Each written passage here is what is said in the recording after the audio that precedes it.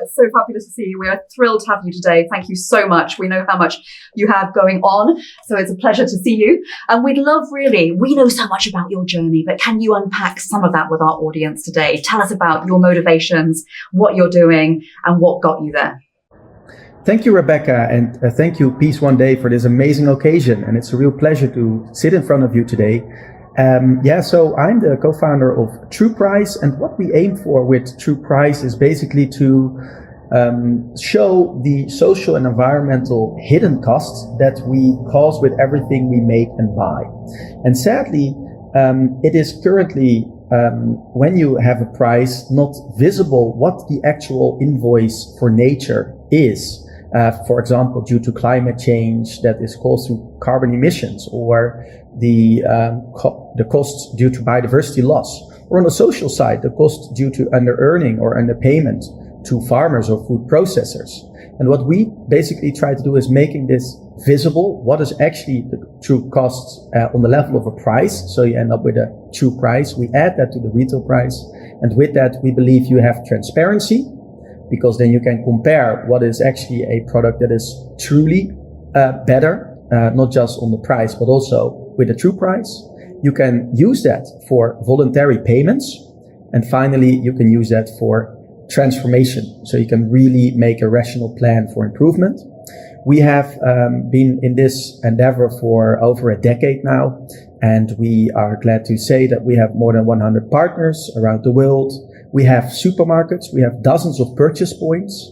And when we've introduced this in the supermarket in Amsterdam, we have a nice supermarket, instead of reducing the demand for products, we saw an increase of 5% of the revenue, because shoppers apparently like this idea.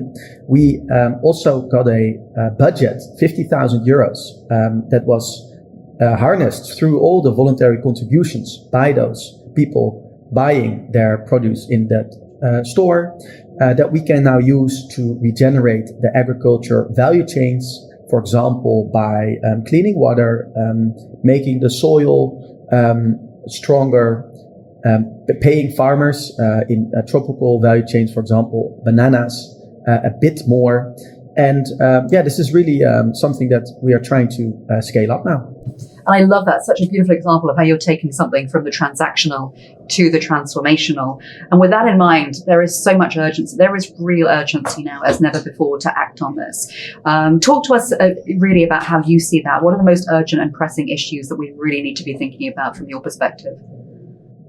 Well, obviously, the societal challenges in itself are the most pressing. And I cannot walk away from the fact that we have a total potential extinction of species. There's lots of trouble being shared already. So, let's park that for a bit. Also on the social side, challenges with, enforced labor or forced labor, child labor, all sorts of things that we do not want, that are not in line with the Sustainable Development Goals. But obviously what I consider the kind of necessary condition for improving that is that we actually consider the true price of stuff that we buy, that we make.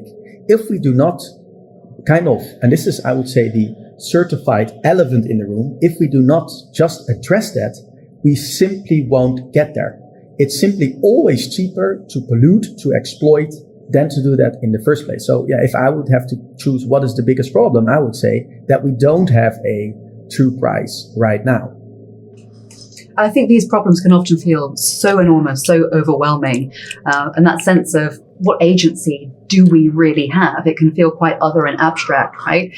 With that in mind, how can we really make it as easy and accessible for people to really lean in and be part of the solution? Because in 2024, we all have to be part of the solution in every sense of that word.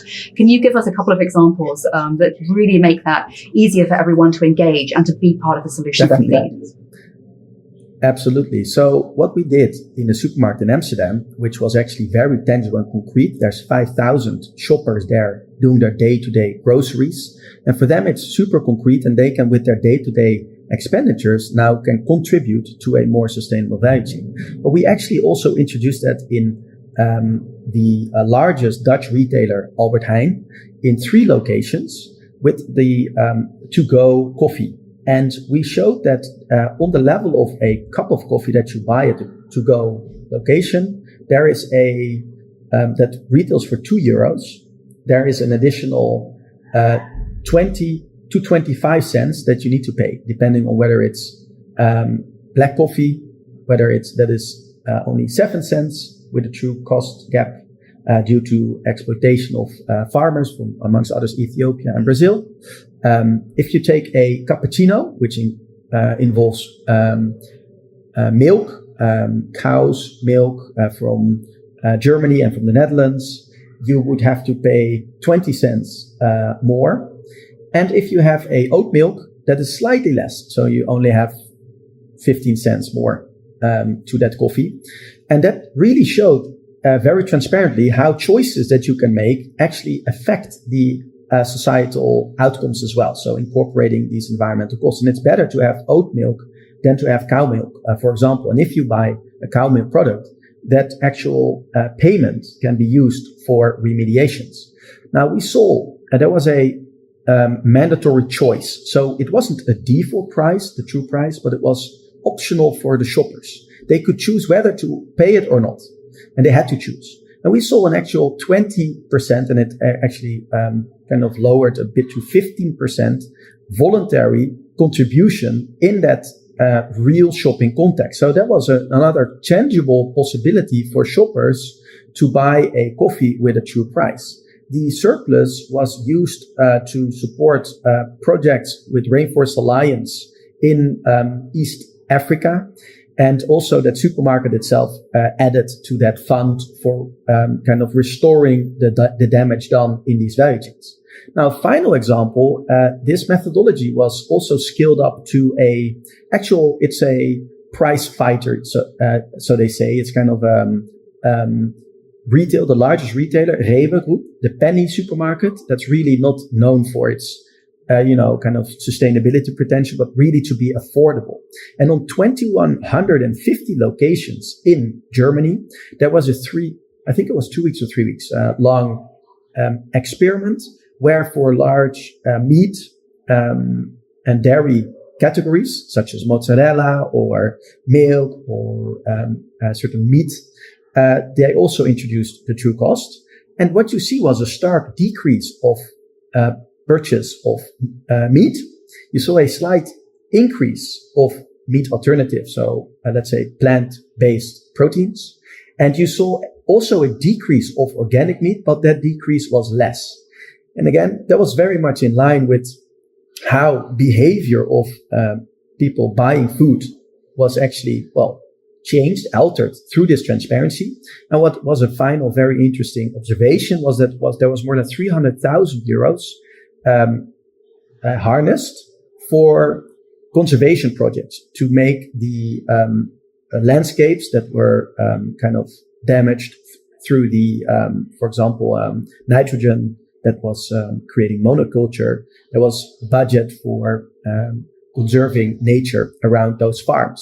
So these are just concrete examples where shoppers can actually use true pricing, and it gives a very tangible and concrete action possibility for both the supermarkets as well as shoppers.